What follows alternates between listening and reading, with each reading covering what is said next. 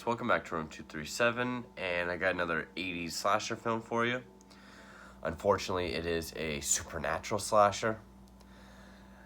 I haven't been a fan of much of those, but 1987's Twisted Nightmare, which I had never heard of until I saw it for free on YouTube, and is directed by Paul Hunt, who also wrote the film, and stars absolutely nobody. In fact, there's only two names I can click on Wikipedia. One is the sheriff, played by Noble Kid Chisel, who I guess was in a bunch of... boxing champion, actor, and dance marathon champion. Okay? He was in a bunch of westerns. And this is the most interesting part of the film. The killer, played by Cleve Hall, I clicked on his name. He starred in the Sci-Fi Channel reality show Monster Man, which I kind of remember when that was on. But he was an effects artist, and he worked on films such as Nightmare and a Damaged Brain, Ghoulies, Re-Animator, Troll, Terror Vision, this, apparently Sandlot, also Pee-wee's Big Adventure, Zone Troopers. So, okay, Dungeon Master, 84, Eliminators, 86. So some cool films. There really isn't much to this movie at all. In fact, best way to put it is Chris Willman of Los Angeles Times gives a wonderful review, pretty much saying there's probably the story of how this got a theatrical release is more interesting than the story within the film itself. I would have to agree. There's not much to say about it. It's pretty run-of-the-mill as it gets.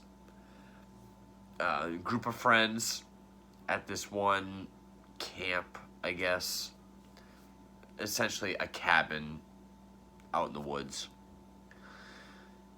being hunted by this monstrous, hulking killer. That's the movie. More so, okay. We had this girl, Laura, played by Rhonda Gray, who kind of reminded me of Tiffany Amber Thiessen, just a little bit. She wins a free weekend to this place, Camp Paradise, which is this big cabin and barn out in the woods.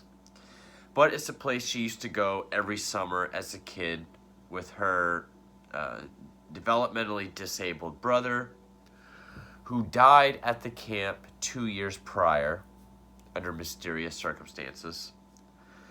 And throughout high school and after graduation, there was this group of friends and couples that would go with her. Up until the summer where her brother died, then they all split up, and now they're reuniting. She brought them all back together. And they're all picked off one by one. That's the movie.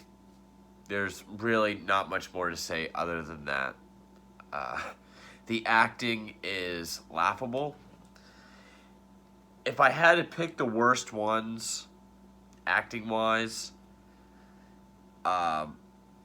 there's this one guy, Tack, played by Daryl Tong. His performance, and the one raging douchebag, Dean, played by Kenneth Roper Jr. Those are probably the worst performances. I mean, it's such a big group of people that half the time I forget we're in the movie. There's a short bit in the beginning of the film when they all show up where you kind of see everybody hanging out. But then the next day, they all split up and do their own different things. And we really only follow a couple of them. And then later on, like there was this one couple that I completely forgot about up until they get killed at the end. I honestly don't know what to say about this movie. It's such a cookie cutter. And the only reason why it's supernatural is there's a groundskeeper named Kane who's like an elderly Native American character. He talks about how this camp was built on, some sort of Indian grounds where there's these mysterious deaths. And the girl's brother was one of them. And we do see how he died. And the most lamest exposition dump I think I've ever seen. So, okay, Laura brings her boyfriend, her new boyfriend, who hasn't met any of these people yet. He goes hunting with Tack, who... I'm pausing because I don't know what to say. Like, okay, the night they all show up, they're all together. The first to get killed is this one couple. They go out to the barn. They see a litter of kittens. Kane, the groundskeeper, tells them to fuck off. They go out. They go back to the house. She wants to go steal one of the kittens. They go out. They start having sex. She is strung up with a rope, and he gets his arm ripped off. And as he does, his screams, like, you can tell it's obviously like a dummy that's getting its arm ripped off. The screams doesn't match any of the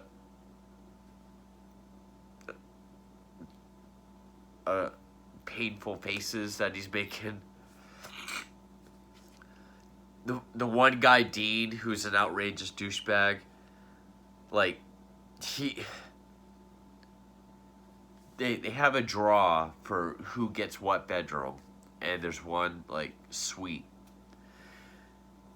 He gets a room with his girlfriend where they have to sleep on the floor, and he gets all mad that this other couple won the suite. And his performance is literally one tone, no matter what. So he's like, yeah, asshole. Yeah, fuck you too, Laura. I didn't like your brother either.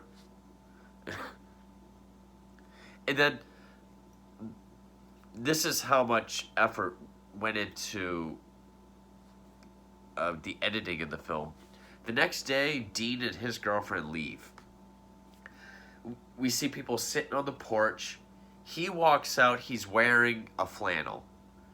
And then we cut to behind him so we can point at everyone to say he's leaving, and he's wearing a tank top.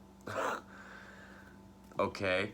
And then he does like a little donut in his car like a badass, but it's like a Continental or a Buick. But don't worry, they come back later on because someone put sugar in his gas tank, so they have to walk back to camp. So at this point in the film, everyone splits up and does their own thing. Laura's boyfriend and this guy Tack, they go hunting together for rabbits. This one couple stays behind. Laura and her good friend Jennifer go for a picnic. Everyone else shows up later on. It's like they disappear, then they come back. So the couple that stays behind, the girlfriend goes out to the barn, sees the dead bodies, screams, and this is one of the reasons why it's like an unintentional comedy. She's screaming, she runs inside, grabs the phone to call the sheriff. This is such a rural area that the sheriff is also the auto body mechanic. So we get a bit of him under the car, and his granddaughter is doing whatever he tells her. And of course, oil falls all over him. Like a cartoon, he's got black except for around the eyes. He answers the phone saying, his name's Elmer Good, I think. Says, Elmer Good, auto body, and county sheriff. And she's screaming like, "Hello? Yes, I'm up here at Camp Paradise." And he just goes, "Yep, nice place." No, someone's trying to... Just the way he said, "Yep, nice place." And the killer does kind of look... It's kind of like humongous. It's a huge, hulking killer. A lot of the kills, it's either POV or we just see like his hands, and then later on it's so dark you can't even see him anyway, up until the ending of the film. But yeah, I'll bring the brightness up on this. But yeah, that's what we see of the killer a lot. Which I will say, this scene where he's chasing whichever character it is, and there's the light behind him with the fog, that's a well-shot sequence. It, reminiscent of, like, the poster of The Thing, or when we see Pazuzu in The Exorcist, is reminiscent of classic gothic horror because of the silhouette and fog. That one shot, but it's not worth the entire film. So after she calls the sheriff, and if I'm losing any of you, I'm sorry, but I don't... This movie's so all over the place because everybody splits up and does their own thing. She gets in a car that obviously won't start, and the killer is full of growls and snarls, very bestial. Reaches through the back to grab her, pull her through the car, and with the look of his jacket sleeves and his hands, looks like an 80s version of the Creeper for Jeepers Creepers. Her boyfriend goes out to those kittens we never see or hear about again, so they're conveniently out of the film now. Her boyfriend goes out to the barn to talk to the groundskeeper. Again, he just says, you kids never should have came. There's just mysterious deaths. So then he runs into the woods, gets into a bear trap that he can open himself and still limp away. Very convenient bear trap. Or useful bear trap. And we just get this POV, snarling, growly, panning shot. He gets his throat slashed. It's not really an effects film. We see the aftermath, like what the bodies look like after. I'll say they're well done. I mean, this was 2 years after Re-Animator. And if he was the guy on Re-Animator, he's got it in him. Because that's an effects film. More deaths. Okay. Oh. And the movie really steers you into Laura being involved in this somehow. Laura and Jennifer having their picnic. Jennifer makes the comment, "Wow, it's so confusing getting up here. Glad I have you. I don't think I'd ever be able to find my way back." And then the camera just like slowly pulls in on Laura. She's like, "No, I don't think you would." "Don't worry, Jennifer. I'll take care of you." It's like, okay. She's got something to do with it. And then this is the most obviously set up exposition dump I think I've ever seen. Tack and the boyfriend, Laura's boyfriend, they're walking through the woods. He's got a crossbow. The boyfriend's got a rifle. And first, it's stupid. They're like, wow, it's hot. Yeah, it's a real scorcher. They're both wearing jackets. So they sit down to rest, and then he's just like, Tack, do you know what happened to Laura's brother? Like, his performance is all intense, no matter what he's saying. And Tack is just, yeah, I was. In fact, everyone you met this weekend was. Like, he's so dry about everything. And then he tells the story, and we get to see it.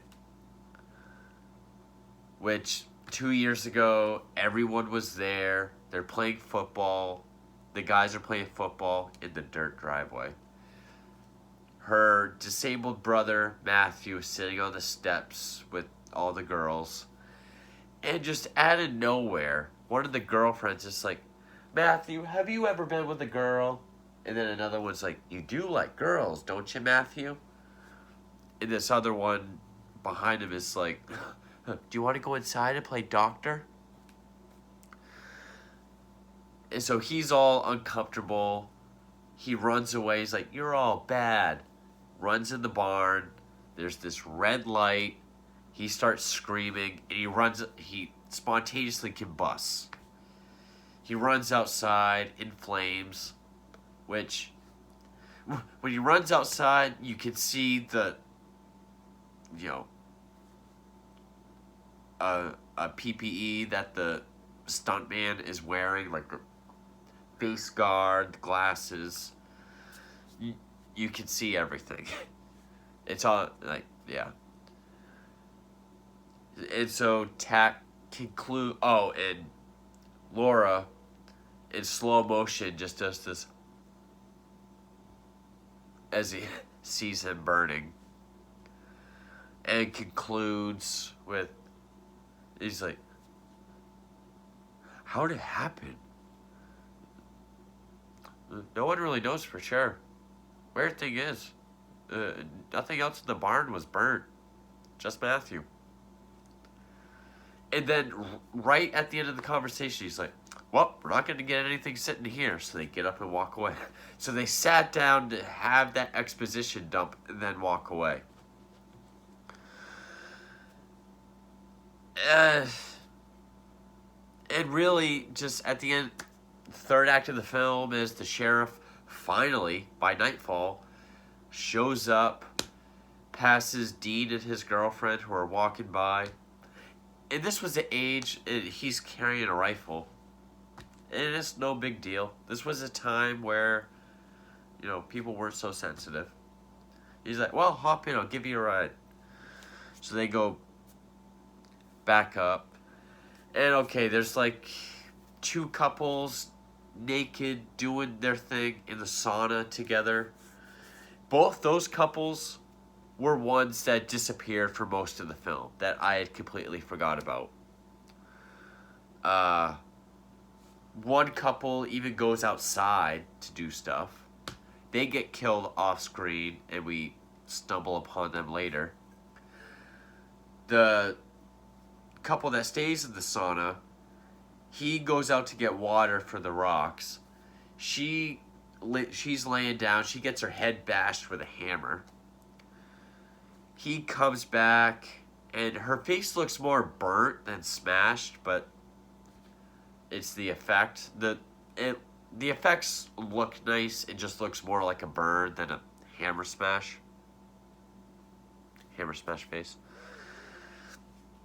And then he gets killed by having his face put into the sauna rocks. Sheriff shows up. Laura kind of tries to divert him like nothing happened. Oh, at one point Jennifer goes into the ice box and gets locked in. And So by this point, so it's Laura, Jennifer, and Tack and Laura's boyfriend. And Tack and Jennifer are together. Now they know something's up. People are getting killed. He goes out to the icebox and he sees his girlfriend in there. He's just like, Jennifer. Actually, not even that excited. He's like, Jennifer, I'm here, honey. I'm over here by the hole. Come on. Like, just. Oh, and also Dean and his girlfriend are still around. But they get killed. And again, I just got done watching this, and it is so laughable and forgettable.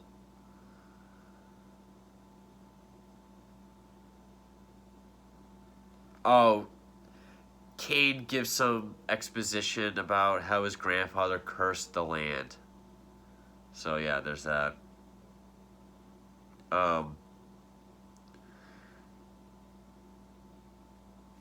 One cool death is the sheriff gets killed because the killer grabs him, and by this point we can see what he looks like.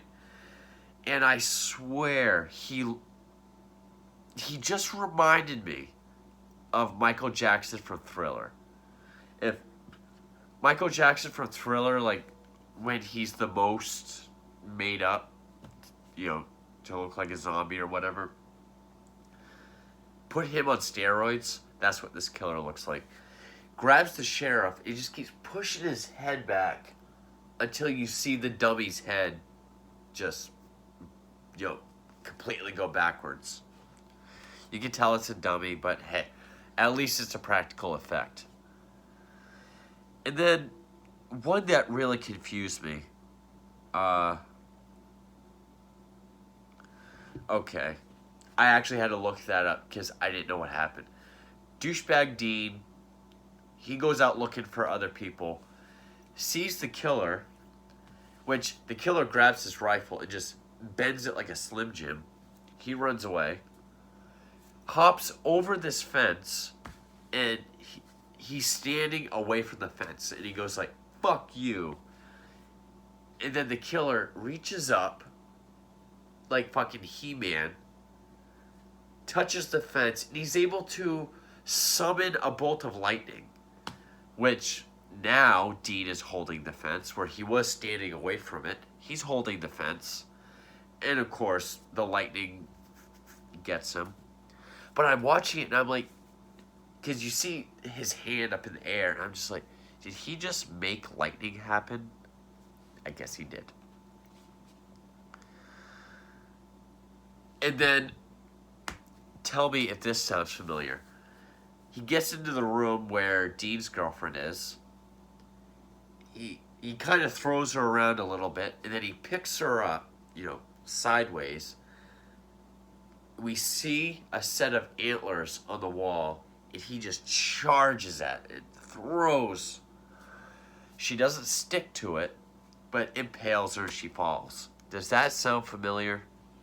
Does that sound a little like another antler on the wall death?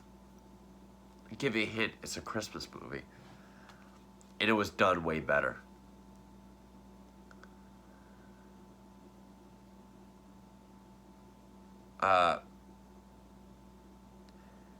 By this point, Laura's outside in the barn. Kane, groundskeeper's there. He knows she's evolved somehow. He's trying to strangle her. Boyfriend comes in, sees him. He stops.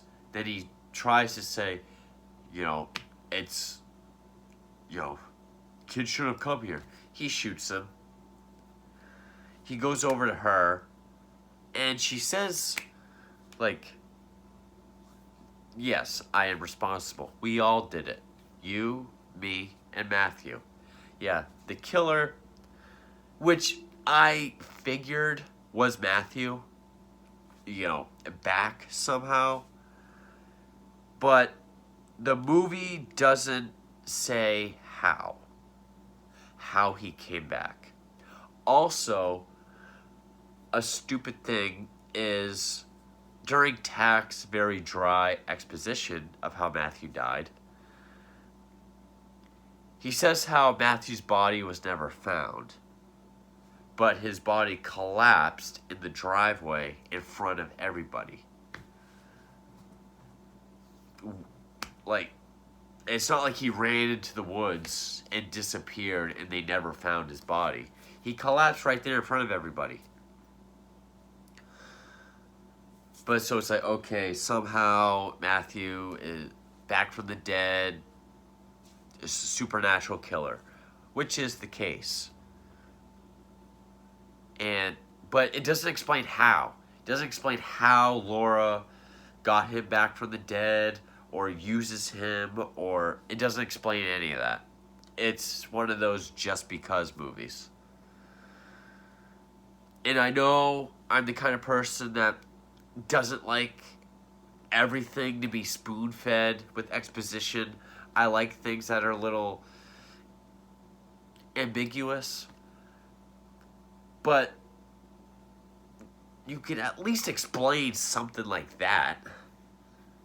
But the movie's so fucking foolish that by that point, I'm just like, okay, sure, why not? And kills the boyfriend. And Kane didn't die from the gunshot. He kicks over some gasoline.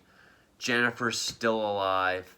She gets in the sheriff's car and drives away, truck and drives away. And apparently, gasoline by itself will explode like a bomb. Because kicks over a gasoline barrel, drops a match, huge explosion to make the barn completely disappear. But then when the smoke goes away, it shows that it's rebuilt itself. Okay. Thankfully, there was no sequel. Yeah, it doesn't even say what this made at the box office. It says 1987, but the release dates, 1988 in New York and 88 in Los Angeles. So,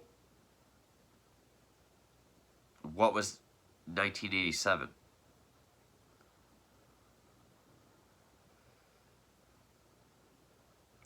Even the earliest release date, May 20th, 88, was its wide release. So it was an 88 film. This got a code red Blu-ray.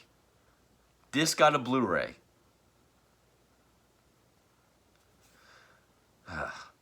I'm sure there's a bunch of slasher films that don't even have a DVD that would deserve it.